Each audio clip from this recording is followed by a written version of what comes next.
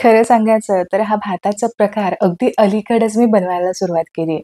म्हणजे अगदी दिवाळीच्या दरम्यान आपल्याला खूप कामाचा लोड असतो, साफसफाई असते, फराळाचं करायचं असतं, शॉपिंग असते, बरंचसं काम असतं. अशा वेळेस पटकन स्वयंपाक बनवून आपल्याला किचनमधून बाहेर पडायचं असतं. म्हणूनच आपण भाताचे वेगवेगळे प्रकार शोधत असतो. यामध्येच हा जो सापडलेला पुलाव आहे, तो अतिशय कमालीचा स्वादिष्ट होतो आणि याचबरोबर अगदी झटपट सुद्धा तयार होतो. सध्या थंडीचे सुद्धा दिवस आहेत. फार स्वयंपाक करत असताना भांड्यांचा पसारा आपल्याला नको असतो आणि म्हणूनच पटकन किचनमधून आपल्याला बाहेर यायचं असतं. पुलाव बनवायचा म्हटल्यावरती आपल्याला खरंच खूप वेळ लागतो आणि तितकं वेगवेगळ्या प्रकारच्या भाज्या, वेगवेगळ्या प्रकारचं साहित्य सुद्धा गोळा करावे लागतात. म्हणूनच आज मी तुमच्यासोबत पुलावाची अतिशय साधी, सोपी अशी रेसिपी शेअर करते, जी तुम्ही अतिशय फटाफट बनवू शकता.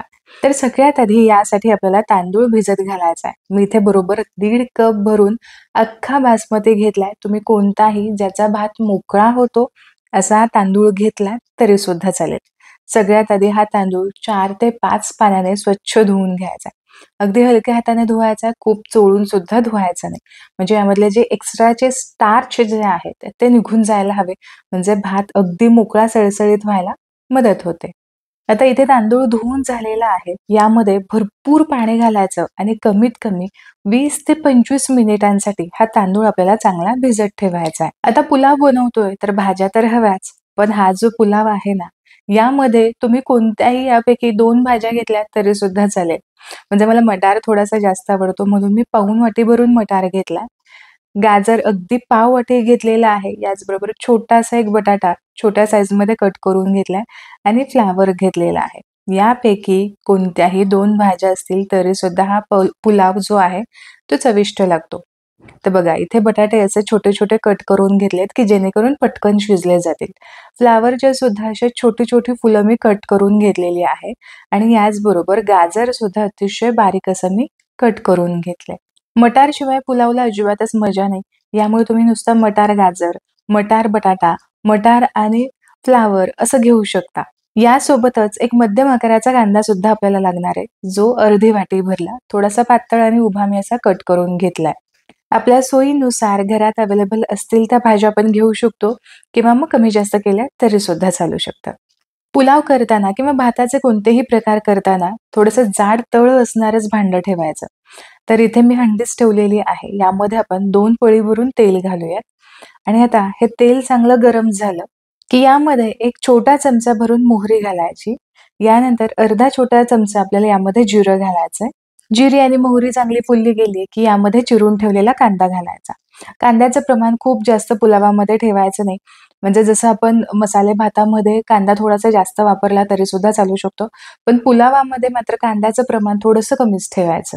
आणि हा कांदा खूप वेळ परतायची किंवा अगदी लालसर होईपर्यंत परतायची गरज नाही.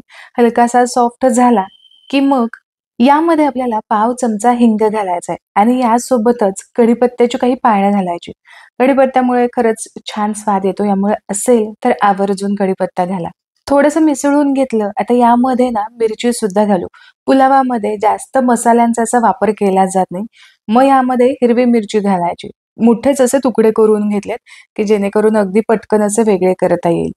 घातलेला कढीपत्ता आणि मिरची चांगली परतली गेली, की मग यामध्ये बाकीचं साहित्य घालायचं. यामध्ये आता आलं लसणाची पेस्ट घालायची, जी अर्धा चमचा घेतली किंवा मग नुसताच लसूण जरी चांगला असा बारीक ठेचून तुम्ही घातलात ना, तरी सुद्धा छान स्वाद येतो. म्हणजे अगदीच तुम्हाला पर्यायाला पर्याय खूप सारे ऑप्शन्स मी देतेय, की जेणेकरून ऐन वेळेस पटकन तुम्हाला हा पुलाव करता येईल. जो काही मसाला होता तो परतून झाला. आता ज्या भाज्या आपण कट करून ठेवल्यात, त्या स्वच्छ पाण्याने मी धुवून घेतलेल्या आहेत. या सगळ्या भाज्या आपण यामध्ये घालूयात. आता 7-8 इथे काजूच्या पाकळ्या सुद्धा मी घेतलेल्या आहेत, ज्या पुलावामध्ये दिसतातही छान आणि चवीला सुद्धा छान लागतात. आता फक्त या भाज्या 1 ते 1.5 मिनिटांसाठी या फोडणीमध्ये आपल्याला चांगल्या परतून घ्यायच्यात. यावेळेस गॅसची फ्लेम तुम्ही मीडियम करू शकता. फक्त मिनिटभरासाठी भाज्या इथे मी परतून घेतल्या. अर्धा छोटा चमचा पण यामध्ये हळद घातली आणि याचबरोबर एक छोटा चमचा भरून यामध्ये आपल्याला आवर्जून घालायचा आहे, तो हा मसाला. कोणतेही इथे मी प्रमोशन करत नाहीये. हा एव्हरेस्टचा शाही बिर्याणी मसाला, जो व्हेज बिर्याणी मसाला असतो, तोच इथे मी घेतलेला आहे. ज्याने पुलाव अगदी कमालीचा स्वादिष्ट होतो किंवा अगदी मसाले भातामध्ये सुद्धा तुम्ही हा मसाला वापरलात ना, तरी सुद्धा खूप चविष्ट असा मसाले भात तयार होतो. तर फक्त 1 चमचाभर मी यामध्ये घातलेला आहे. यामध्ये सगळे खडे मसाले असतात. यामुळे हा तिखट असतो आणि थोडासा बेतातच घ्यायचा. कारण आपण ऑलरेडी यामध्ये हिरवी मिरची घातलेली आहे. हा मसाला घरात नसेल, तर याऐवजी तुम्ही अर्धा चमचा गरम मसाला पावडर घातली तरी सुद्धा चालेल. आता इकडे तांदूळ भिजत घातलेला जवळ-जवळ अर्धा तास झालाय. आता यामधलं सगळं पाणी निथळून घेऊयात. तांदूळ सुद्धा चांगला भिजला गेलेला आहे आणि हा भिजलेला तांदूळ पाणी निथळून आपल्याला या भाज्यांमध्ये घालायचा आहे. आता तांदूळ घातला, की हा सुद्धा अगदी हलक्या हाताने आपल्याला या भाज्यांमध्ये साधारण अर्धा मिनिटांसाठी परतून घ्यायचा आहे. तांदूळ चांगला परतला गेला, की यामध्ये आपल्याला चवीपुरतं मीठ घालायचंय आणि मीठ घालून हे सुद्धा आपल्याला चांगलं मिसळून घ्यायचंय. आता पुलाव अगदी मोकळ्या सळसळीत शिजायला हवा, यासाठी यामध्ये आपल्याला अगदी बेतातच पाणी घालायचंय. म्हणजे आपण 1.5 कप भरून तांदूळ घेतला होता, तर याच्या दुप्पट 3 कप भरून आपण यामध्ये पाणी घालणार आहोत. तांदूळ आपण भिजवलेला आहे, पण यामध्ये आपण भाज्या सुद्धा घातल्यात, तर या भाज्या शिजण्यासाठी आपल्याला दुप्पटच यामध्ये पाणी घालावं लागेल. आता पाणी घातलं, की गॅसची फ्लेम तुम्ही मीडियम करू शकता. मीडियम फ्लेमवरती उकळी येऊन पाणी आटेपर्यंत आपल्याला हे असंच झाकण न ठेवता ठेवायचंय. तर इथे तुम्ही बघू शकता बऱ्यापैकी यामधलं पाणी जे आहे ते आटलेलं आहे.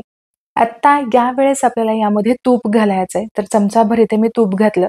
तुपामुळे छान पुलावला चकाकी सुद्धा येते आणि अगदी मोकळा असा पुलाव तयार होतो. आता हा पुलाव आपल्याला वर-खाली करून घ्यायचा आहे. तूप घालून पुलाव चांगला मिसळून घ्यायचा. यावेळेस तुमच्या लक्षात येईल, की पूर्ण अजून भात जो आहे तो शिजलेला नाही. अजूनही यामध्ये पाणी शिल्लक आहे. अशा वेळेस काय करायचं, जो छोटा बर्नर असतो त्यावरती हे भांडं चढवायचं, झाकण ठेवायचं, गॅसची फ्लेम संपूर्णपणे लो करायची आणि फक्त 5 ते 7 मिनिटांसाठी छान वाफ येऊ द्यायची. या वाफेमध्येच भात अगदी व्यवस्थित शिजतो. सोबतच भाज्यासुद्धा अगदी बारीक कट करून घेतल्यात. त्यामुळे यासुद्धा अगदी व्यवस्थित शिजल्या जातात आणि याचबरोबर अगदी परफेक्ट असा आपला पुलाव तयार होतो. बरोबर 7व्या मिनिटाला मी गॅसची फ्लेम बंद केली होती आणि आणखीन 10 ते 15 मिनिट असंच बंद फ्लेमवरती झाकण ठेवून मी हा पुलाव ठेवला होता. आता तुम्ही इथे बघू शकता अगदी मोकळा सळसळीत असा पुलाव झालेला आहे. भाज्या सुद्धा चांगल्या शिजलेल्या आहेत आणि सोबतच तांदूळ सुद्धा अगदी परफेक्ट मोकळा आणि मस्त शिजलाय. व्हिडिओमध्ये जितका सुंदर हा पुलाव दिसतो ना, त्यापेक्षा कितीतरी सुंदर प्रत्यक्षात हा दिसतो. आणि पाहताच खावासा सुद्धा वाटतो. मस्त मोकळ्या सळसळीत सोबत मस्त सुवास सुद्धा याचा येतो. यामुळे मन अगदी आवरतच नाही.